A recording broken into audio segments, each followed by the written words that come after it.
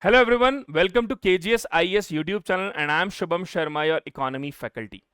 Friends, you all know that the current affairs importance is exceptionally high in both prelims and mains. And we are discussing a very important economy current affairs today, that is digital payment index.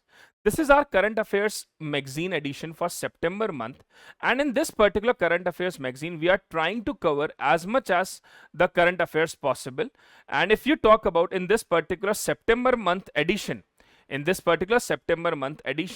we are covering almost all those subjects in which the current affairs part is very significant. Like we have polity, governance, we have IR, economy and agriculture, environment, social issue, science tech. So this is the brief idea about this magazine. So today we will discuss about digital payment index. What is this digital payment index? We will discuss in detail because this particular issue is extremely important when we talk about our economic perspective. So what is digital payment index? See, as you all know, the current government is focusing a lot on financial inclusion. And this financial inclusion is possible because of this digital technology, digital payment technology. So in this digital payment technology, this digital payment index is exceptionally important because this will help us to know how much financial inclusion is promoted with the help of this digitalization. So RBI is saying that we are releasing a digital payment index, and in this digital payment index they are saying that the score for March 2025 is at 493.22. Now what this score of March 493 of digital payment index 493.22 means? This digital payment index was published by RBI with a base period of March 2018. मतलब यहाँ पर जो base period लिया गया है वो March 2018 का लिया गया, and that base period score is 100. Now if you compare this base period score of 100 of March 2018 with March 2025, the score is 493.22. That means there's an increase of almost 4 times in digital payment system, in digital payment index. That simply says that the financial inclusion in India is promoting with the help of this digital payment. Now in this digital payment index, if we talk about, this index is published by RBI on semi-annual basis, and if we talk about last 6 years, over 65,000 crore digital transactions have taken place with the amount of more than 12,000 lakh crore. Now this digital payment index have a very important part which consists of 5 broad parameters. These 5 broad parameters are payment performance, which is having the highest percentage weight, and this may be asked in prelims exam. Like they will ask which of the following are the broad parameter under the digital payment index. So they are the 5 ones: payment performance having the highest percentage weight, then payment enabler having 25%, payment infrastructure supply side factor 15%, payment infrastructure demand side factor 10%, and consumer centricity 5%. So I will explain you in broad what are these 5 broad parameters, because they are the most important component under this digital payment index. So let's discuss these 5 parameters in detail. The first is payment performer. Payment performer. What is included in payment performer? As this is the first one, a payment performance, we can say payment performance or payment performer performance. What all is included in this payment performance? Let's discuss this. So it includes number of UPI transactions,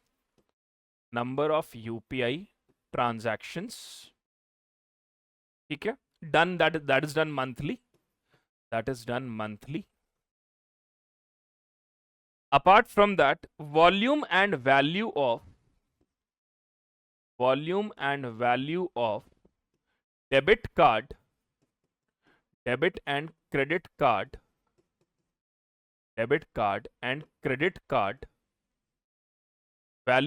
volume and value of debit card, credit card usage.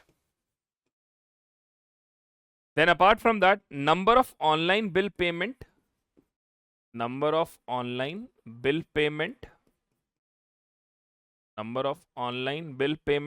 that is regarding to electricity, like electricity, mobile recharge, like electricity, mobile recharge, electricity, mobile recharge. Apart from that, mobile wallet transaction, mobile wallet transactions, mobile wallet transactions, and growth in NEFT RTGS, growth in NEFT RTGS IMPS. So these all are included in payment performance. These all are included in payment performance. Then the next is payment enabler. Payment enabler. The second one. What all are included in payment enabler? Like government initiatives. Government initiative. For example, Digital India. For example, Digital India. Then we have RBI policies to promote cashless economy. RBI policies to promote cashless economy. To promote cashless economy. Apart from that, awareness program for digital literacy. Awareness program for digital literacy. Awareness program for digital literacy. Then we have multi-language support in payment app. Multi-language support in payment app.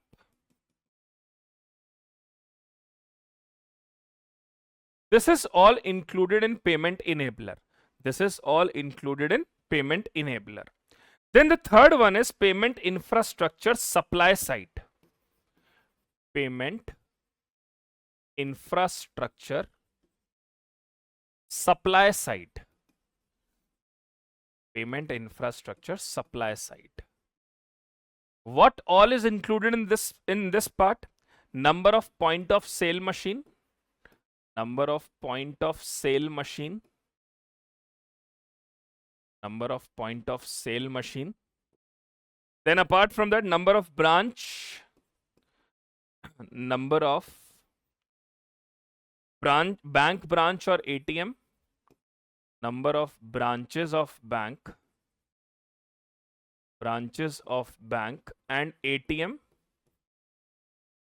Number of branches of bank and ATM. Then availability of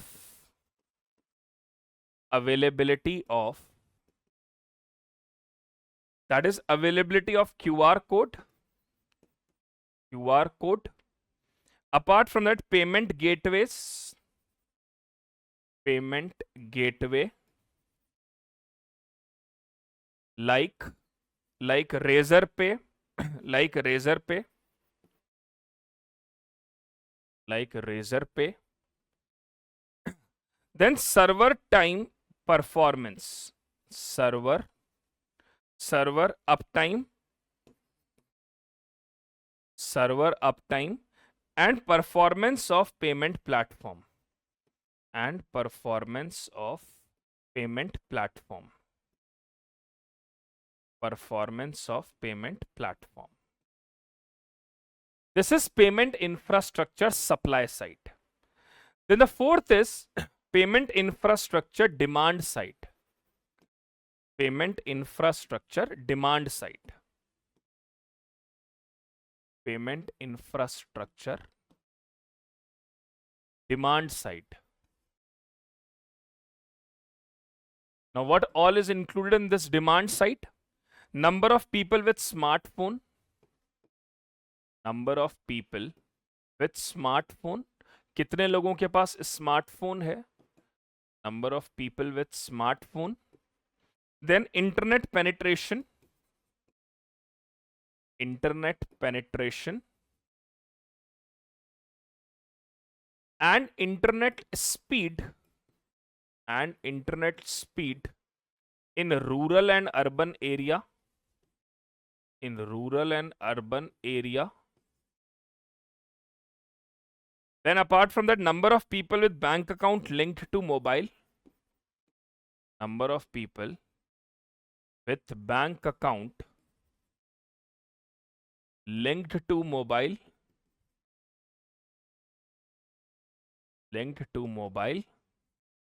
Apart from that, language support,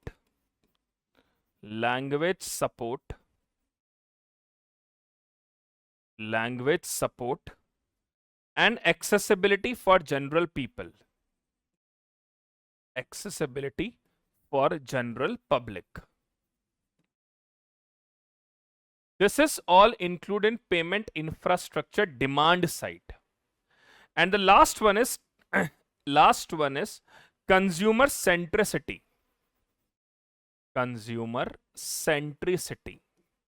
Now, what all is being included in consumer centricity? User friendly platform.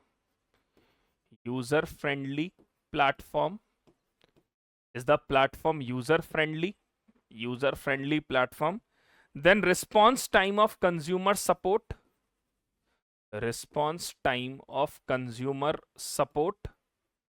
Response time of consumer support. Security features.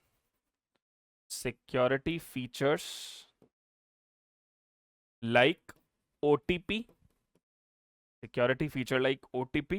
Redressal system.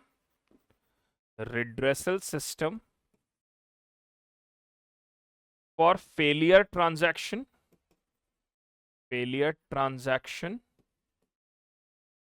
Redressal system for failure transaction. Consumer feedback.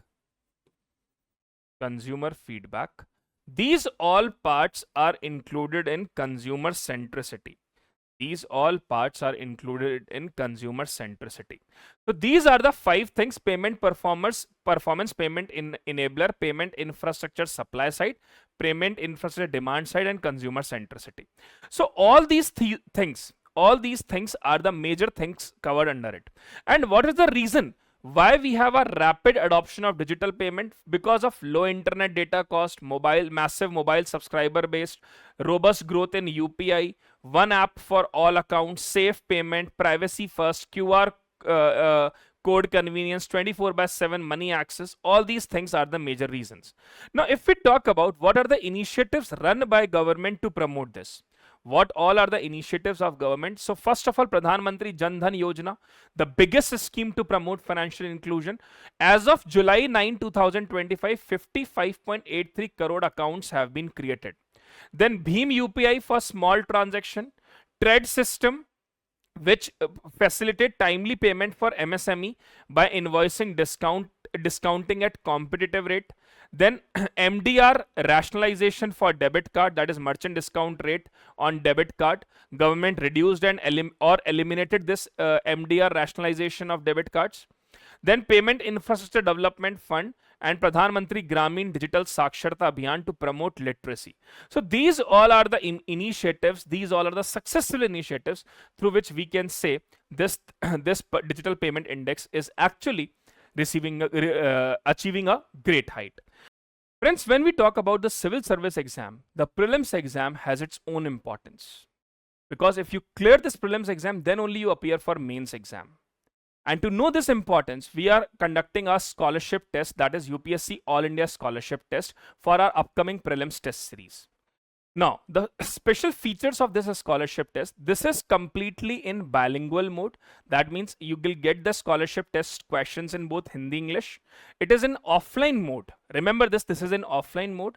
The date of test is on 20th September. The timing for GS GS paper is 10 a.m. to 12 p.m. and for CSAT 1 p.m. to 3 p.m. You can also scan this QR for more details. The registration will start from 2nd of September and the last date of registration is 19th of September. The registration is completely free of cost. Now, what is the benefit of this scholarship test? Top 100 students will get 50% off on this prelims test series, UPSC prelims test series, and they also get the free online mentorship. As I said, this is completely in offline mode. We have the respective centers to appear for this test. In Delhi, we have Karol Bagh and Mukherjee Nagar. Then in Dehradun also we are conducting this scholarship test. Musalpur, Boring Road, and in Prayagraj. We are conducting this scholarship test, and you can call on this number 9319 293 for further details, and also you can visit our website khanglobalstudies.com. So I expect that you all should give this scholarship test so that you will get a good concession in the prelims test series, and you all can boost your prelims preparation. Thank you so much. God bless you all.